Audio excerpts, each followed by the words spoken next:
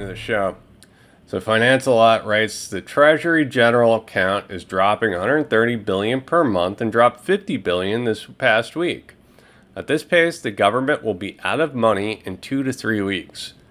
This means the FDIC won't have any capital for insured deposits and complete shutdown of government.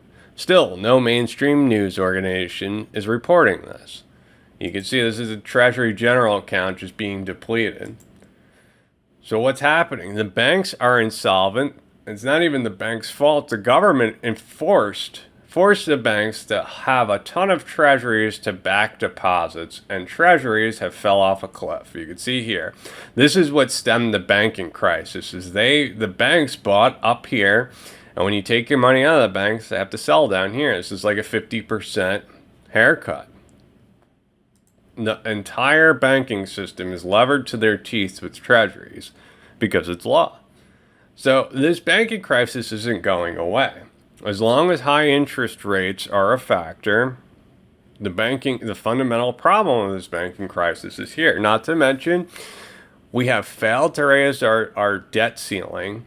So the Treasury General account is like how much dollars they have in their checking account. It's dwindling down to zero, and you have to pay government employees, you have to pay entitlements, you have to pay all these things, and it's not there's no cash there. So they need to hurry up and pass the debt ceiling, and they need to start borrowing again. And the Fed needs to start printing again, right? And this is going to force that. But instead, you hear nothing of this. You hear nothing of that. At the same time, in the international front, the rest of the world is trying to move away from dollars. Now, Brazil's president says, every night I ask myself why all countries are forced to do their trade backed by the dollar. Why can't we do trade backed by our own currency? And then this guy writes, I have a feeling this guy might be removed from power pretty soon. So the rest of the world produces things in order to get dollars, right? They have to produce something, sell it into the global market, and then they take dollars and reinvest those dollars into other things. That's how the system is working right now. So the whole entire world is working in order to get dollars that the United States is just printing. So our manufacturing, our industry has been in the steady decline, while the rest of the world is trying to produce and make things for the dollars that we're printing. And then to add insult and injury, we're sanctioning nations, we're confiscating people's dollars, their bank accounts, countries' bank accounts in dollars. Now, there is a technology, there's a new innovation that has came about that gives people the ability to create their own money. That's instantaneous, that is not controlled by a centralized entity. Now, this came out from ARK Invest. Listen to this. As an incumbent, it is taking the absolute worst strategy right now. Couldn't agree more. It is quite interesting that there's a growing realization, I think at least bottom up, that the U.S. Having a lack of clarity around regulation is really just preventing the U.S. from participating in this innovation rather than stopping the innovation outright. Especially with something like crypto being a global, open, and permissionless phenomena, you're seeing that the underlying protocols themselves, haven't really skipped a beat, and if anything, makes the case for why they're so important and what they're. So the rest of the world wants to move away from dollars, yet crypto assets are neutral. Nobody can sanction anything. Nobody could freeze anything when you have a neutral public good. That's what a distributed ledger is. That's what a crypto asset is. So this innovation that allows anyone to transact is being pushed outside of the U.S. The United States does not like this technology because it hurts their bottom line. It hurts their business. They're in the business of dollars, and right now the government's forcing the innovation outside of the United States. Ironically, if they were to welcome the innovation, they could put dollars on distributed ledgers and try to make a new reserve currency of the crypto asset ecosystem, of the crypto economy. examples that we can point to in terms of kind of showing us a way here. But I would say that this anti-crypto tone that we're seeing from regulators is really a response to FTX, a lot of it, and retail investor protection. And I think we would have made a lot more progress if it wouldn't have happened. So, and I also think that there's a tendency to focus, solely on the SEC. But, many in Congress were lulled into the waters by FTX, and they kind of have to swing the other way. Now, if what you said, Jeremy, is the case, that we're seeing bipartisan support, I mean, that's a positive signal here from Congress. So there is a positive signal that there's bipartisan support.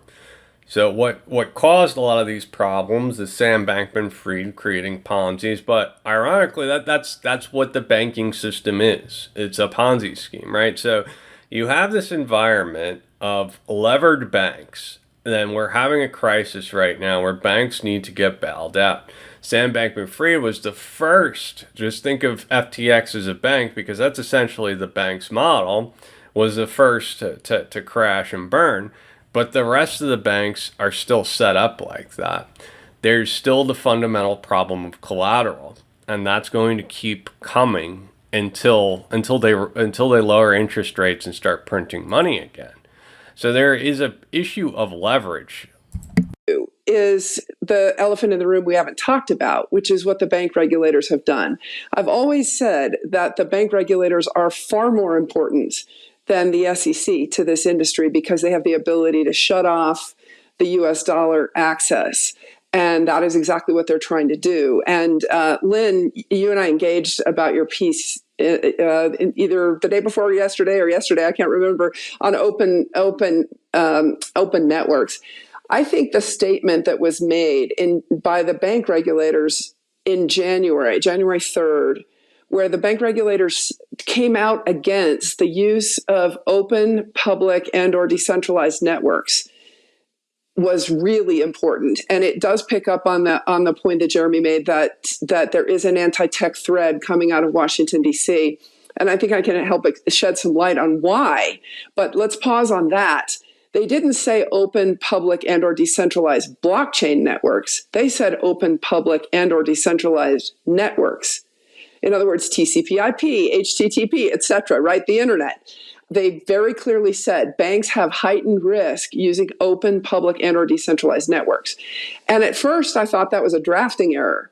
Essentially just, lawyers writing policy without consulting with tech people. But as time has gone on, and we've seen the challenge with online banking and what happened with Silicon Valley Bank and how fast the bank run occurred and how backwards the tech. So I've known this for you. It takes about 3 years to get a bank stood up in the United States because of all the little details that you have to deal with. It's not rocket science, but it just takes a tremendous amount of time, and the way you integrate.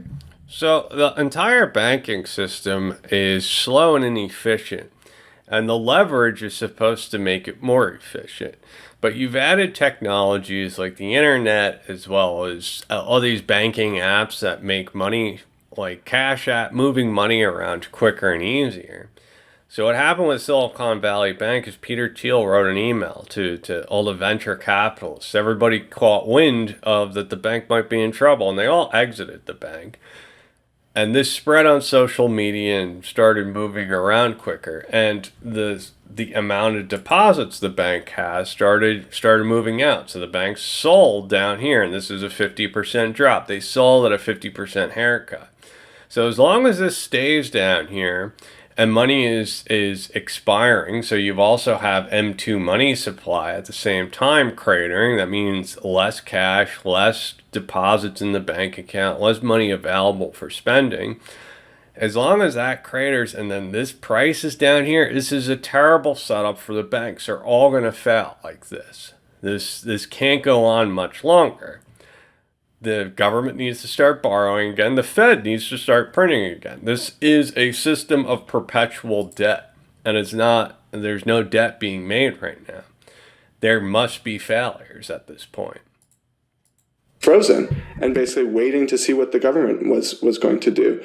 And so I think one of the ironies coming out of that was, at least from my perspective as an investor in crypto natives, even though crypto was getting targeted, it was more resilient throughout that crisis and continues to be more resilient.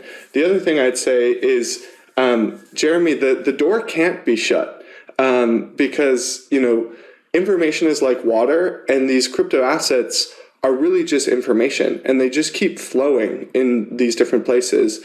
And the U.S. will try and put up these dams, but then, the water will just flow around, or there will be a new storm a valley over, and there will be water over there. And so, at least from where I said, it goes back to what I said earlier. It's really, the U.S. either gets on board, or this just all keeps flowing around the U.S. Well, not only that, crypto assets, right? You could create your own token. All this stuff is open source. All the code is out there. So you can make a crypto asset overnight if you wanted to. You can make your own coin. So to try to contain something that's information in the period of the internet, it's impossible. It just can't happen, right? And every jurisdiction is going to be different. Even if everyone agreed with the US and said crypto needs to go away, it would still be a hard thing to accomplish because, like I said, it's code, it's information. So they're trying to contain crypto, and it's like water. It moves around. It's not containable. So you're having this banking collapse. You're having dollars being inflated away, debts piling up. Like when these banks actually fail, all of that debt's got to move to the central bank's balance sheet. So the Fed's going to bail out all these banks, all the banks that have 6% assets and 94% leverage, right? All of those assets get absorbed by the Fed because everyone's going to get bailed out. Nobody's going to go to their bank and not get their money. The Fed's going to have to bail everybody out. You're going to see the Fed's balance sheet balloon. And where do you go from there? Because the banks have this problem, central bank has this problem, but crypto assets are one for one. There is no leverage. They're efficient by design, unlike the banking system, which is inefficient by design, and that's why they have the leverage. So at one point they're gonna have to reduce the leverage ratio for banks and try to go to like a 1-to-1 system, but that would just strengthen the use cases of crypto assets. Would move into a crypto asset economy. So it wasn't all in Alden. And then the end game scenario is if they actually get up to where the Fed is on rates, if they get up to where money markets and T-bills are, they're practically all unprofitable and then heading towards insolvency. So kind of like, I think the Fed is just in some ways not understanding the gravity of the situation. And it's both on the upside and the downside. So they were overly aggressive on things like QE, longer than they needed to do it. And then now they're being super hawkish. And it's like it's just a very actively managed system, more so than it, I think, needs to be. And actually what we've seen, I don't know if you have done this with your own accounts personally. I didn't even know how low some of the rates were on some of my accounts. And I said, heck, let me get out of here. So I've contributed to this. They've actually advertised. So the Fed has printed a ton of money in response of March 2020 when the economy locked down. Then they're doing the opposite now. Now they're over-tightening. You're seeing the system break, and they're continuing to raise interest rates, quantitative tightening. They're continuing to go too far. And this is the same's going to be true. When all this comes down, they're going to have to go too far again in the opposite direction. Ferrari front end connected to the horse and buggy back end. Okay, so there's definitely a constraint there on really old technology. But the other reality is that if Fed now really does come out in July, which I'm not so sure it will, precisely because of what Lynn just talked about, that's going to exacerbate the liquidity issues in the banks. And the small banks had on average 6 cents for every dollar of deposit in cash. The large banks only had 10 cents for every dollar of deposit in cash. It was pretty obvious. And I was warning the bank regulators behind the scenes, but plus, of course, in public speeches going back a few years, that stablecoins were going to pose bank run risk on the banks that were holding the reserves. And we saw that. And of course, the depositors were bailed out. And by the way, this industry, because of stablecoin deposits, was a beneficiary of that.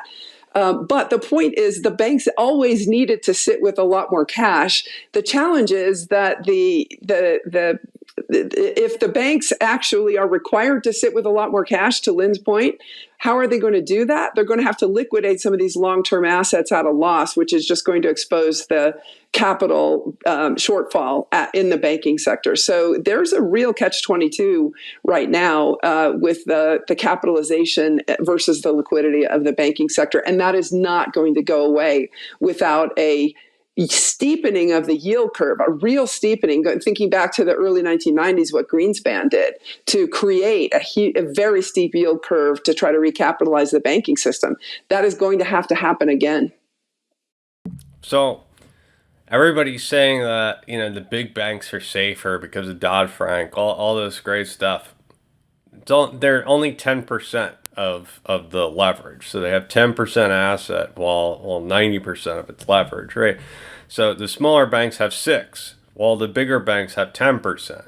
So the bigger banks were never a safe haven. They had more regulations, but it wasn't adequate enough to begin with.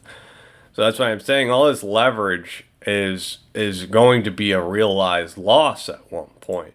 And that's what Caitlin's saying, is that once all these banks have to sell down here, and by the way, that's going to put more pressure on this price to drop maybe to its next leg lower, right? This is a bear flag being printed. You get another leg down, and banks have to sell even further down here. What happens to the system at that point? The system is breaking, the system is screaming, and at the same time, what's happened? At the same time, equities, crypto have surged in price. Assets are moving up even further. So the banks are cratering, money is dissipating, and they're selling treasuries into a soft market. And, I don't know, listen to this. Challenges there, and there's a lot of issues there. But I think, it is a legitimate time to be asking questions about the fractional reserve banking system. And are there better models for credit intermediation, which clearly there are? And are there better models for global payment utility and how that works? And so I think crypto has a lot to offer here, but it gets to this kind of core underlying structure of risk. And the current contemporary banking crisis is just playing this out again. When this is in everyone's face, when this actually is said and done, and this actually comes to fruition, it's in everyone's face, it's a crisis in everyone's face, they're going to have to redesign this system. A central bank digital currency is 1-for-1. That's credit backed, it's not debt backed. So when you have a token, it's going to be a credit from the Fed, not a debt, not an IOU. And it's kind of changing the system altogether. And then, the 1-for-1 asset, the 1-for-1 CBDC is one central bank digital currency unit is one central bank digital currency unit. It's a credit, right? They can change all of those leverage ratios with a new paradigm shift. That the fixed income markets are starting to telegraph this, with spreads widening out as the Treasury yields fall. And there is a flight to safety, which is also associated with velocity actually coming down. So if we were to compound a declining money growth with declining velocity, we'd be in a mess of a situation. So I think we're at a very important moment in terms of just the recognition. The Fed is ignoring signals in the marketplace. It does not respect them because it has, I don't think we've looked at this, not one of the Fed members has worked as an investor in the financial markets. The closest is Neil Kashkari, who was in M&A at Goldman and probably relationship management at PIMCO. But So none of the Fed members have any real experience. They're all Harvard economists that can make fancy graphs and look at lagging indicators, but they don't know the markets. And the markets are telling the Fed something, and the Fed's not listening because they're looking at old models, or this is all planned. But either way. So the London Stock Exchange is clear to clear crypto trades. Now this is a PDF by .com Development, and it's a brochure. They said that they have expertise in 115 technologies. Here are a few that we share and allow us to create and scale awesome products for our partners. Under blockchain, they list Ripple, Hedera Hashgraph, Corda, Stellar, Ethereum, Hyperledger. .com Development's a smaller business out of Arizona, 50 employees, and it looks like some of their customers are Pizza Hut, Auto Week, Digicel, Trend. But they offer this IT infrastructure, this IT consulting service to companies that want to set up their own websites. If you're a remittance company and you wanted a website, they could build it and integrate Ripple into it. So this is Blackstone's ETF. So Mrs. McCarthy, but before I get into this, I want you to look at this chart.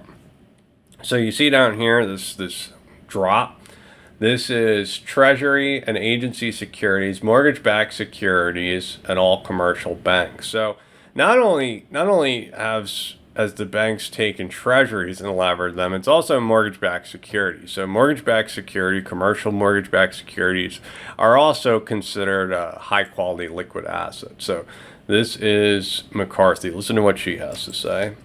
And those are the moments when there's, we think, the greatest opportunities. This kind of dislocation is when we have had the greatest strengths, greatest opportunities to bring scale capital. We have a reputation for executing with speed and certainty, delivering on the promises we make to sellers. And so we're just getting started. Effectively, we have $30 billion of dry powder, but you're starting to kind of see the types of opportunities which we think will characterize this vintage. Where does the $30 billion come from? Is this institutional investors? Is it retail investors? Who's put into this fund? Have you made any investments yet? We have started, and I think where you've seen us invest is really in opportunities where primarily it's in logistics assets, which is our highest conviction theme. 40% of our portfolio globally is invested in logistics assets. And these are always situations right now where a seller needs liquidity. And that, I think, is how we're characterizing this current environment, which is sellers have certain pressures. They need to generate liquidity. They may not have a lot of options because capital is pulling back, bank debt is less available. And those are the moments when there's, we think, the greatest opportunities. This kind of dislocation is when we have had the greatest strengths, greatest opportunities to bring scale capital. We have a reputation for executing with speed and certainty, delivering on the promises we make to sellers. And so we're just getting started. Effectively, we have $30 billion of dry powder, but you're starting to kind of see the types of opportunities which we think will characterize this vintage. So when the bank doesn't allow you to borrow anymore, what happens? You have to sell one of your assets, and you have to take the money and move on, right? You have to sell something. You can't borrow anymore. That's her nice way of saying this. She's saying that people are going to be forced into liquidations. They're going to have to sell stuff because you can't pay your bills. You need to sell something. And she's on the other end of that. They're going to buy when selling is forced, and that's the best deals. So that's this entire setup right now. Is they're trying to force liquidations, and that's a credit crunch. That's a liquidity crunch. And that's in motion right now. So when we look back into time, you know, what was another version of a liquidity crunch? This was a liquidity crunch. This was margin calls, right? You don't have enough, so you have to sell the assets that you have, and that's why you have this steep decline. That hasn't really happened yet. You know, you have these declines, but it's not uncontrolled.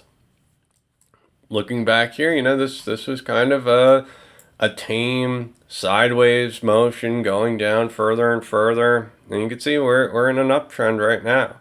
So I don't know exactly when this happens, but at one point, the forced liquidations come. And not to mention, you know, they printed so much money. There's so much money on the sidelines. So once this comes crashing down, they can actually buy it. It's going to have a V-shaped recovery. So this is my speakeasy, and this runs through the XX network. So this is decentralized. This is private. everything goes through decentralized technology every time you send something through it.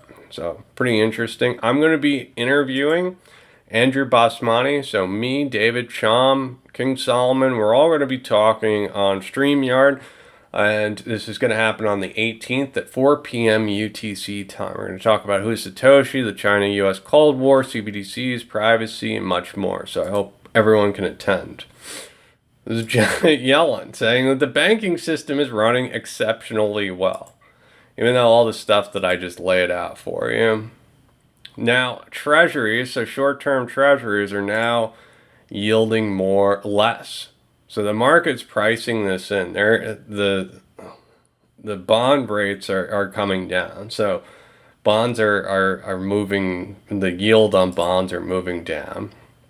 Now, Tree of Alpha, which has 140,000 followers or so, says the best possible news you could be hoping for right now as a crypto trader is a positive resolution for the Ripple case. If we get a headline that XRP in its current form is not a security, we'll likely be sending it and the rest of crypto to the top 300 to Valhalla. So everyone is watching this case. A lot of people are on the sidelines. There's a lot of money on the sidelines. And, the rest of crypto thinks XRP is centralized, which isn't true, but they think that.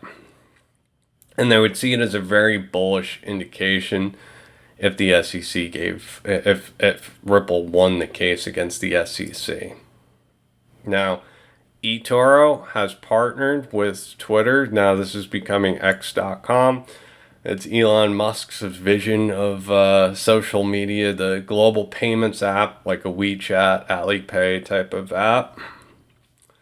eToro is going to partner with X.com or Twitter.com, and they're going to offer stocks and equities. Now, Tony from Thinking Crypto did an interview with the founder, and he went over all the different communities in crypto.